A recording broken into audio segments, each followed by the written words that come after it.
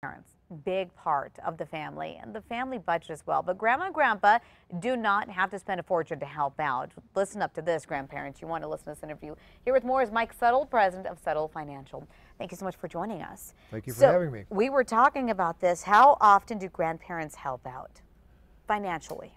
Well, you know, is it too often or not often enough, right? That's always the question. So it goes back to looking at what they can afford, setting a budget, let's say, you know, because it can get to be costly to help with grandkids and kids. It really can. That's right. And the challenge is you don't want to enable them. You want them to do it on their own on one hand, but yet you want to help them on the other hand. So where do you draw those lines? Absolutely. Not easy. And a lot of times the grandparents, you're already on a fixed income.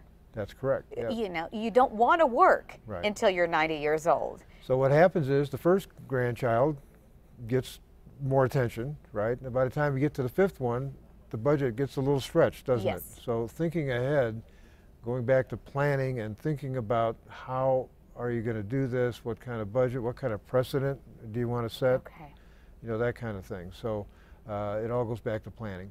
Let's talk about the biggest expense for a new family. Well, that's easy. The biggest expense for most families is child care. Absolutely. And that can easily cost $12,000 to $14,000 a year for a child, say from age 1 to 4.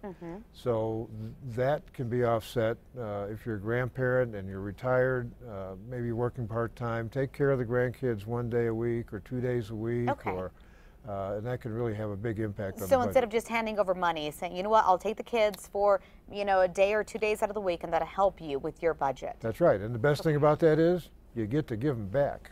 That's true. Yeah. That's true. So you get to spoil them and then send them back to mom and dad, right? That's right. That's right. And the good thing is that you get to build the memories with them as well. Well, sure. You get know, to spend time with them. You know, extracurricular activities, they come at a price. You know, soccer, piano lessons, dance lessons, all this stuff requires equipment. You know, league fees, whatever it may be. So there's a way to participate with the grandchild and help them with that, go to the game, be a part of that. So what you're saying is often, you know, it's hard for parents to pay for maybe swim lessons or, you know, baseball. But if a grandparent wants to help out, that's one way to help out and build their future and also have some great memories as well. We talk about expenses. You know, we'd buy toys. You know, grandparents love to spoil their grandkids, right? So, well, you know, like this. Well, I recommend cutting that toy budget in half. Cut it in half. Cut it in half. And use that other half to save it maybe for the future for things like a mountain bike or a special trip.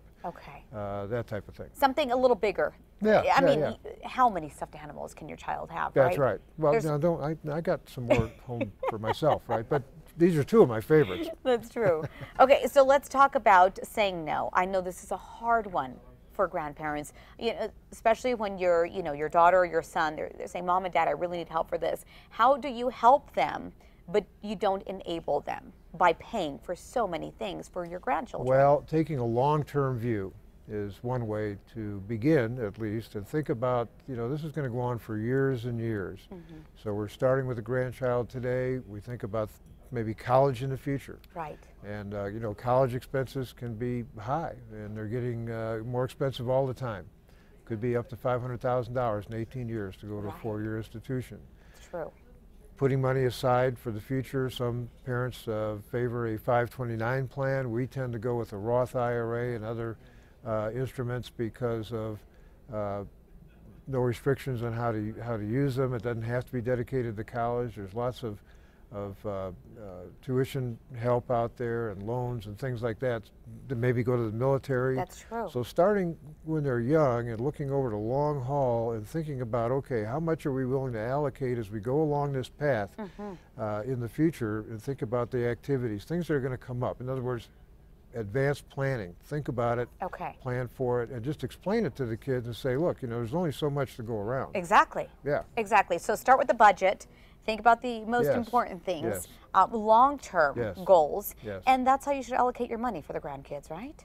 Yes. Make sure that you're taken care of, too. Don't overspend for the grandkids. Yes, I was going to say that. If you don't have enough for yourself. That's right. Make sure you take care of yourself first, and we get the motivation to want to spend for the grandkids or save for them, But as a grandparent, you know, you've got your life and you've got, you know, longevity. You gotta take care of you too. Absolutely. Real fast, your website in case people want more information. Subtlefinancialgroup.com, and they can sign up for a free consultation if they'd like. No charge for that, and help them talk about their options. Awesome. Thank you so much for joining us. Great. Again. Thank you. You bet. A recap of our interview on our website later on today, KRQE.com. We'll be right back. Is that okay? Perfect.